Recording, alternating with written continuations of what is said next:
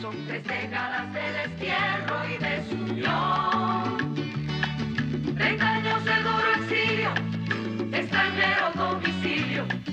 Qué pena de son que canta mi errante generación.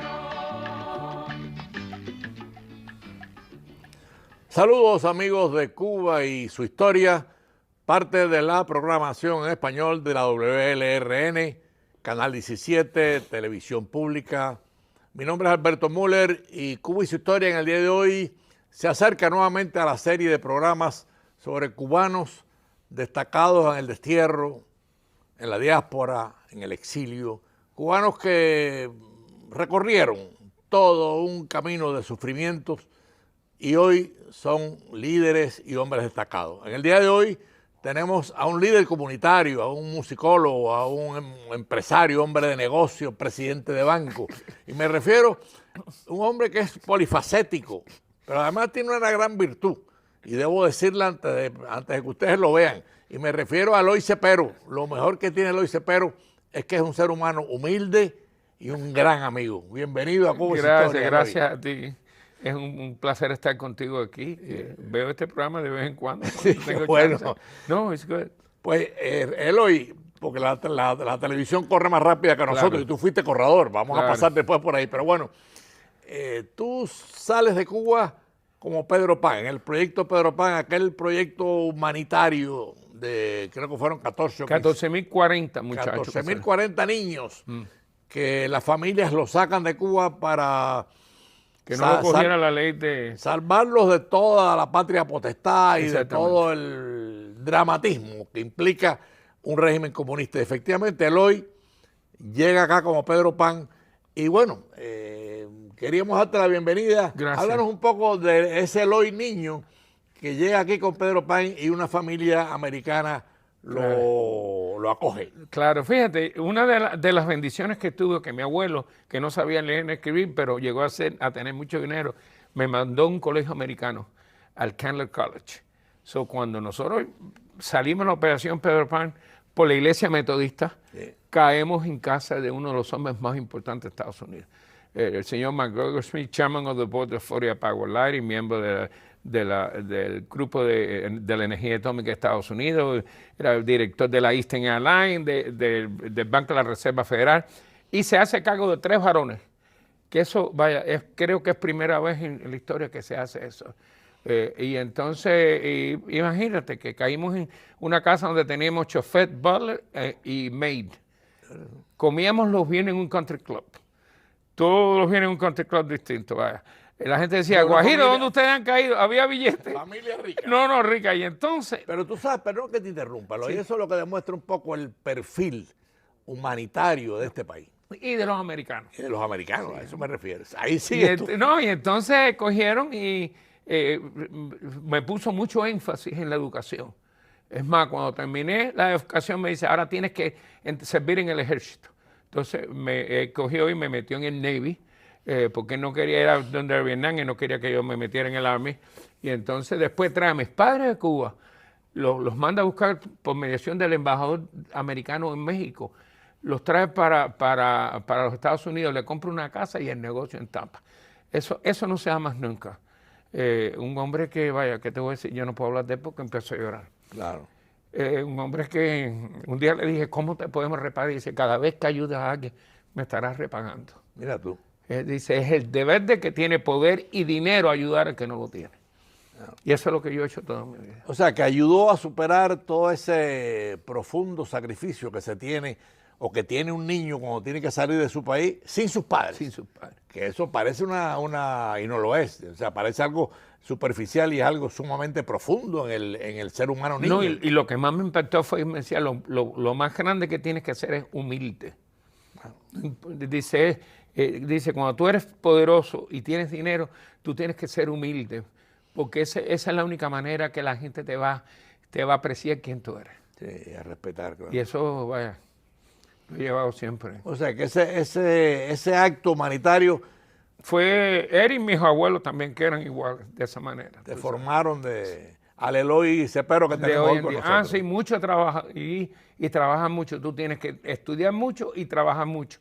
y ser, si no es mejor, entre los mejores siempre. Pero bueno, después que tú superas y los McGregor te recogen y te ayudan a la educación, llegan tus padres, después tú inicias un camino también de superación, fuiste director de un banco, tuviste una empresa de hipoteca. Háblanos de ese éxito. Antes que eso estuve en Navy. También. Y siendo refugiado, fui el asistente del almirante, porque era el único que estaba graduado de la universidad. Fíjate lo que él te decía, que era importante graduarte. Claro. Y entonces ya después que estaba ahí me volaron a Tampa y me hicieron ciudadano y regresé con todos los clearance habidos y por haber. De ahí sale la disciplina. De ahí sale la disciplina. Y entonces, enseguida que llegué aquí, me busqué un trabajo en First National Bank of Miami. Me dice, porque yo siempre quise estudiar historia y finanzas, y yo quería trabajar siempre en un banco. Y me consiguió trabajo en First National Bank of Miami, que era el más grande aquí. Y ahí empecé yo el training hasta que logré ser presidente de un banco a los 10 años de haber empezado. A los 35 años, imagínate. Era una cosa que voy a un almuerzo de los banqueros y me dice Aristides Santos, ¿y tú qué haces aquí? Dígole, yo, que yo soy presidente de Metropolitan. ¿Tú? Sí. Digo, coño, pero si usted me enseñó, yo a casa de Aristides Santos para que me enseñara préstamos comerciales de noche. Tremenda persona. Y recorriste varios bancos de mucho nombre. De mucho nombre, y porque me movía. Porque yo, primero que cuando estaba en un banco que no me dejaban crecer, yo me iba para otro. Y eso fue, yo creo que una de las cosas que me ayudó a llegar a ser presidente de banco tan joven. Junto con Manolo Casanova, que era el chairman. O sea, Manolo y yo organizamos el banco y me dijo, tú vas a ser presidente. Háblanos un poco también, porque después fuiste fundador y presidente de una empresa de hipotecas que también muy famosa. Peninsula Mortgage Bank llegó a ser la compañía de hipoteca más grande en Estados Unidos, hispana, con un socio venezolano, Jorge Ravich, que empezamos. Yo empecé en el 80, se unió conmigo en el 88 y tuvimos 25 años entre las primeras compañías de la Florida y en la nación también. ¿Y todavía No, la tuvimos que cerrar en el 2008 cuando se cayó todo. ¿Te acuerdas que todo el mundo cerró? La crisis económica. La crisis económica mató a todo el mundo. No se quedó ninguna compañía de hipoteca abierta. Y ahí es cuando yo empiezo con mi esposa se hace realtor y yo me dedico a los préstamos privados, invertirles dinero a la gente que tiene mucho dinero. Te me adelantaste porque venía la pregunta, háblame de Alina Cepero, tu esposa, oh my God, que sabemos que es una mujer excepcional. No, excepcional, es una de vaya, ella está fuera de liga. Además, es como mi secretaria, me pela, es mi tu alter ego. Sí, ella me ayuda para todo, ella me hace todo, me graba todo el typing que yo necesito, porque yo nunca quise hacer computer. Me dieron tantos hacks en el ejército que juré que cuando salía del ejército, pues yo era el asistente del almirante en Iceland y aquí del tercer oficial de un barco de guerra. Entonces me tenía hasta las 12 de la noche typing y yo dije, más nunca toco, y más nunca aprendí. Y Alina se convierte ahora en tu... Sí, Alina es la que me ayuda en eso, además es muy inteligente, domina el español y el inglés perfecto, probablemente hasta mejor que yo. Mira tú. Sí, y la madre de 2 de mis hijas, imagínate. O sea, que la familia te ayuda. La familia, tengo 3 nietos con ellos dos, con esas 2 niñas. Tengo, como tú sabes, tengo una hija en Islandia. Yo lo sé. Que quiero mucho y que nos hablamos semanalmente. Y tengo 2 nietos también, que por cierto se pusieron los apellidos de Cepero, porque ellos quieren ser parte de la familia de los Cepero. Mira tú. Sí. De Iceland. ¿Qué tú crees de eso? Con el apellido Cepero. Con Cepero, sí. Sí, pero bueno, hay otra faceta en la vida de Eloy Cepero, amigos de Cuba y su historia, que yo quiero traer a colación. Pues por cierto, quiero agradecer a todos los televidentes que nos han escrito sobre el programa anterior que inauguró la serie de cubanos destacados en el destierro, o en la diáspora, o en el exilio, con el doctor José L. Dotres, superintendente del sistema escolar de Miami-Dade. Hemos recibido cientos de llamadas y lo agradecemos mucho. Así que estamos continuando con esa serie, en esta momento con el líder comunitario, don Eloy Cepero, gran amigo. No, tiene buen horario también. El programa, sí. El domingo la gente está en la casa mirando la televisión. Háblanos un poco del Eloy Cepero deportista, porque fuiste inclusive un corredor destacado. Y eso... Sí, bueno, yo corrí en el Candler College. Cuando llego aquí, salgo para jugar básquetbol, hice el primer team de básquetbol, me tenían que tener un translator, porque el coach hablaba muy rápido, entonces me buscaron un puertorriqueño que me traducía, hice el primer team, pero un día corriéndole atrás una pelota, para que no se fuera la que hay atrás, y el coach de track me vio, me dice, oye, pero tú eres bien rápido, me lleva para el lugar donde se corre. ¿Te hizo una prueba? No, imagínate que con tenis shoes empaté el récord del colegio. Y ahí enseguida se formó el revolú, me cambiaron todo el sketch para poder estar en el training a las 2 de la tarde. Y a los 8 meses llegaste a Cuba, me seleccionaron uno de los dos o tres mejores corredores de Miami. Para el americano estaba que no cabía porque me levantaba por la mañana a cogerme el timing, a entrenarme. Entonces estaba de lo más orgulloso, se apareció con 25 periódicos, pues salimos retratando en Miami, y entonces, y de ahí, bueno, al ser seleccionado entre los mejores, me dan beca en la Universidad de Miami también, en atletismo. Como atleta. Como corredor. Como corredor. Sí, yo corrí contra Pace aquí en Miami y corrí contra Juan Torena, que cuando aquello estaba empezando en Kingston, Jamaica. ¿Corriste contra Juan Torena? En el año 65, no era el Juan Torena que ustedes conocieron, que era el mejor corredor del mundo. Era un muchacho que estaba empezando. El récord de ganar los 400 y los 800 en la a mí me ganó allá también, y Hayes también me ganó, pero tú sabes, puse muy buenos tiempos contra ellos dos. O sea, que tienes un nombre en el deporte de esta ciudad. Bueno, ahora ahora estoy nominado para el Hall de la Fama. Vamos a ver si me esconde la Universidad de Miami, porque todavía tengo 4 récords, porque corríamos en yardas, hoy se corre en metros, por eso es que nadie ha roto los récords de nosotros. De ustedes. Y tienes récord aquí en el grupo, en la Universidad de Miami. Tengo 4 récords en yardas y en Coraquebo 3. Rompí 3 récords en Coraquebo. Pero ya no corres ya. No, yo no. Cuando estaba sentado le caía atrás a la muchacha, pero ya no.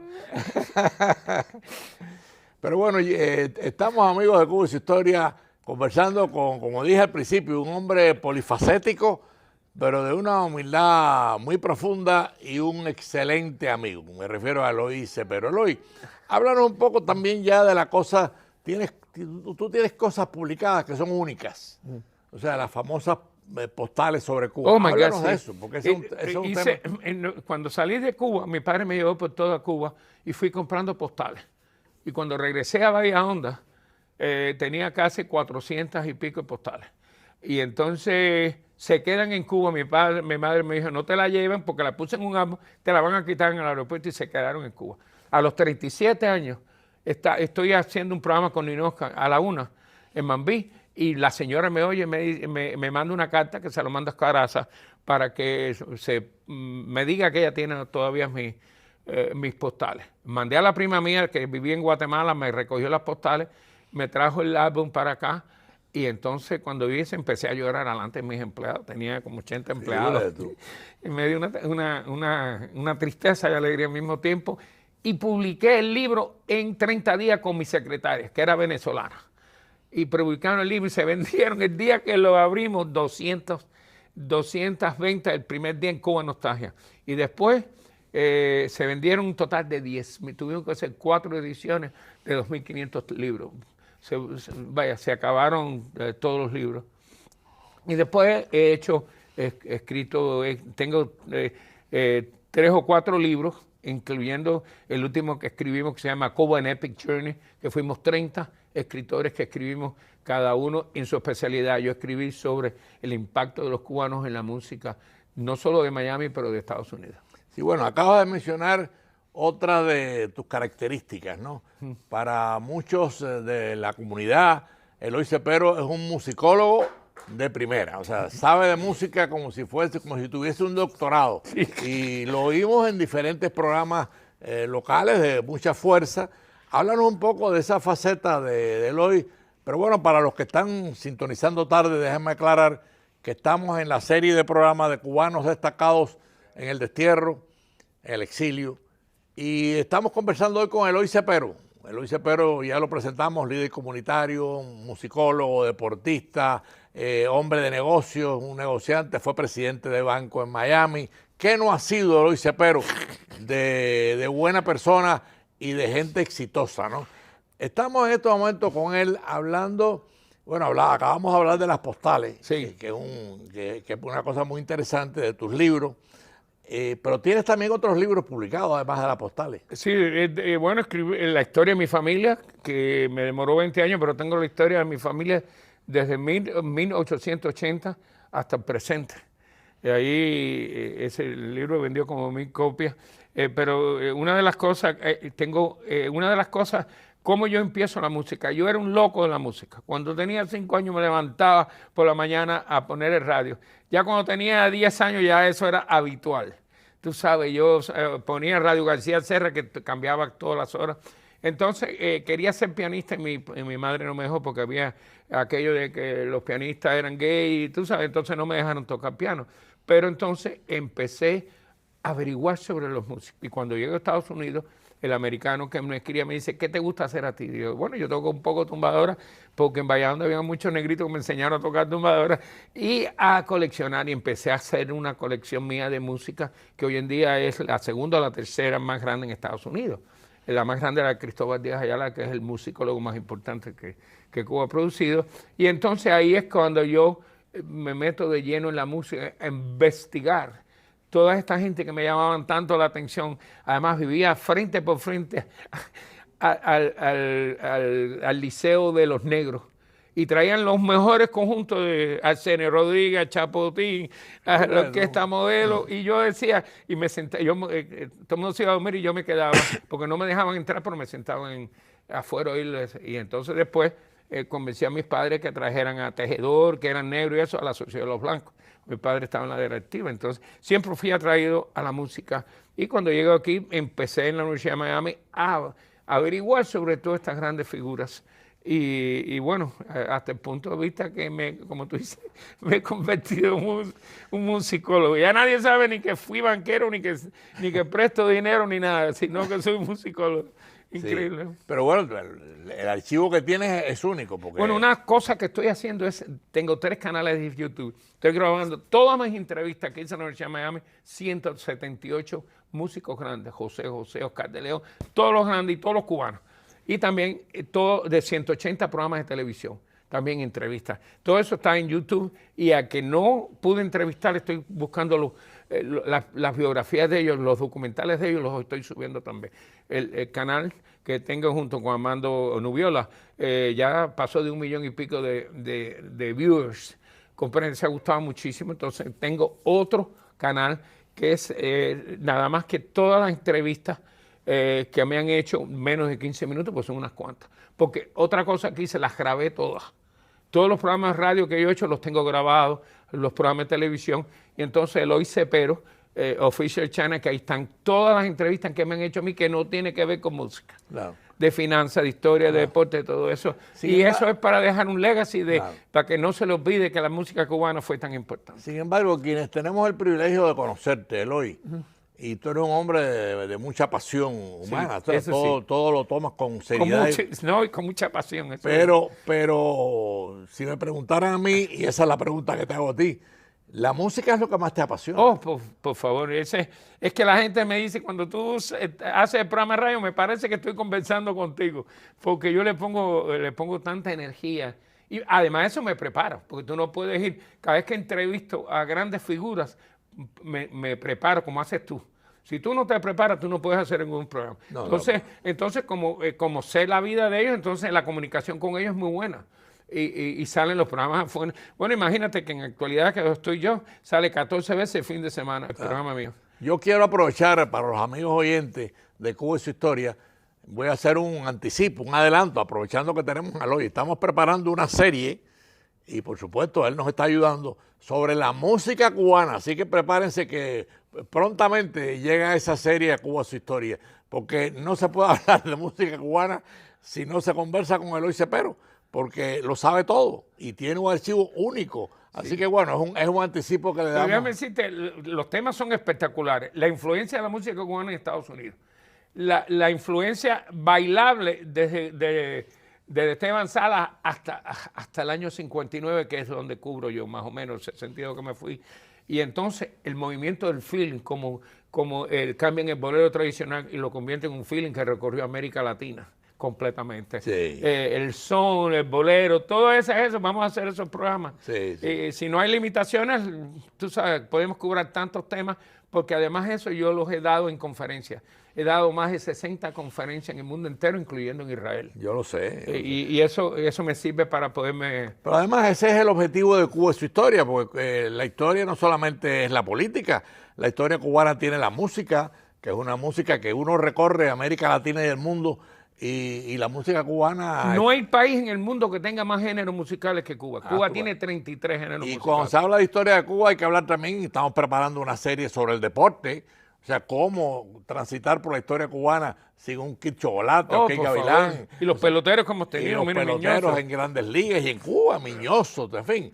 Estamos preparando esa serie, o sea, que Cuba y su historia no se para, está investigando temas para compartirlos con ustedes que son los dueños de este programa Cuba y su historia. Pero hoy, ya en la fase final de este programa, estamos en la música, la importancia de la música para ti. Pero hay un tema en el hoy que es inseparable y es su cubanía. Ah, sí. ¿Qué recuerdos tienes tú de Cuba que tuviste que abandonarla de niño? Bueno, mi padre corrió para representante, fundador del Partido de Todos en Pinos de Río, corrió para representante en el 50 y el 52 para senador, cuando Batista da el golpe de Estado. En mi casa visitaba a Elena Medero, Justo Luis Esposo, Roberto Agramonte, entonces yo desde chiquito metido con mi padre en todos los lugares, y eso lo que me dio fue, me dio más o menos... para estudiar. Tuve un profesor también, Rolando Espinosa, que tú conociste. ¿Cómo no? Un gran historiador que me enseñó mucho también y fue miembro de la juventud, todo eso con mi padre. Sí. Entonces siempre me llamó la historia y estudié en un colegio, el Candler College, que le ponía un énfasis tan grande, no solo a las matemáticas, pero a la historia, a la geografía. Entonces me gustó tanto la historia que siempre la seguí y estudié. Me gradué de la Universidad de Miami en Historia y en Finanzas, las dos cosas. Sí, y después lo hice en FIU también. Me preparé bien para poder hacer lo que estoy haciendo hoy en día. O sea, hoy eres un líder comunitario, musicólogo. Sí, fui presidente de los Latin Beat. Todavía sigues como empresario. Como empresario, pues yo presto dinero y vendo casas. Claro. Mi esposa vende las casas y yo hago los financiamientos de todo, hasta $1 millón. Es préstamos privados, porque cuando el banco te tumba porque no te califica, yo te puedo aprobar a un interés más alto, claro, pero puedes comprar tu casita. Claro, claro, pues es una ayuda a la comunidad, ¿no? Y además eso me mantiene alerta siempre. Además, mirando todas las propiedades del condado de eso, sé todo lo que está pasando en el condado. Una pregunta que yo te haría, si mañana Cuba es libre, ¿volveríamos a Cuba? Bueno, yo volvería, y lo que mi esposa dice, el problema de que ya cuando esto se resuelva ya vamos a estar viejos los dos y vamos a tener nuestra familia aquí. Probablemente tengamos algo ya, pero no dejaremos a Miami, porque Miami ha sido, yo llevo 60 años en Miami, vine de 15 años, ¿comprende? Y entonces ya Miami es como cuando nosotros nos vamos de viaje y todo el mundo quiere regresar a Miami. Pero es que Miami es como una provincia de Cuba, no nos olvidemos. No, vaya, sí. No nos olvidemos. La séptima provincia de Cuba es Miami. Claro. Sí. Además, en Miami hay más de 1 millón de cubanos. Sí. O sea, de Cuba han salido casi... Y de descendientes cubanos como 1,5 millones. Sí, casi 2. Sí, o sea, casi el 20% de la población cubana está en el destierro. Y en Miami hay más del 10% de la población. Hay más de 1 millón de cubanos. Sí, y como decía el alcalde Suárez, decía que mientras los cubanos, mientras esté el régimen allá, en Miami lo único que se va a hablar es de Cuba. Sí. Sí. Alguna gente les molesta, pero es lógico y humano que se hable de Cuba. Sí. Bueno, imagínate, ya aquellos han muerto muchos han muerto. Los que quedamos vivos, ya nos estamos poniendo viejecitos también, pero como tú hemos dejado un legacy, en el caso tuyo eres un gran patriota, un gran cubano y un hombre preparado. Tú eres un intelectual también y subiste 20 años preso, tengo entendido también. 15 años. 15 años y estuviste en el Escambray también, tú sabes, eres un hombre que pagaste tus dues y yo admiro tanto a esa gente, sobre todo los brigadistas. No, y puedo hablar con propiedad porque fui torturado, tengo aquí 2 heridas de bayoneta en esta pierna derecha. Y todo el mundo te quiere, Alberto. Bueno, de verdad, mi sí. carácter, ¿no? Un poco... Sí. Chévere. Y madre además, el americano me decía, siempre sonríete, te vas a ganar a todo el mundo sonriéndote. Sí. Y cuando tú tienes una buena sonrisa, te metes a todo el mundo en el bolsillo. Eso sí es verdad. Pero bueno, amigos de Cuba y su historia, estamos en la fase final de este programa, donde estamos resaltando a cubanos que llegaron aquí sin familia, los Pedro Pan, y cómo esa obra humanitaria que ahí tuvo la iglesia protestante y la iglesia católica atrás de esa y la obra. judía también. Y la judía también. Sacaron una cantidad de muchachos judíos también. Y él hoy viene de esa generación de Pedro Pan que llegaron sin padres, los padres después vinieron y se convirtieron en profesionales exitosos. En el caso de Eloy Cepero, no solamente es un líder humanitario, es un cubano de primera, es un musicólogo. Si tú tuviese y recorrí varios países con Jorge Macanosa, que eso aprendí, que eso es lo más grande. Si tuviese que hacer un resumen ya en esta fase final del programa de Eloy Cepero, ¿qué tú dirías? Ay, que número uno, que he vivido una vida completa. Tú sabes, he hecho todo lo que he querido, todo lo que me he propuesto, casi lo he logrado. Tengo muchos amigos, ayudo a todo el que puedo. La gente me quiere y yo creo que eso es importante, que cuando tú llegas a un lugar y ya el banco está cerrado y cuando toco la puerta me abren. Tú sabes, eso cuenta en todos los lugares, en las estaciones de radio.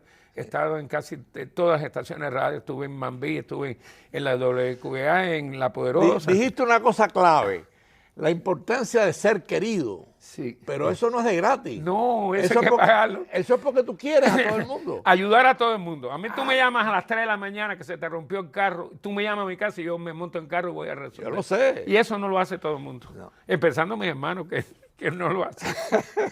Pero precisamente por eso te quieren tanto.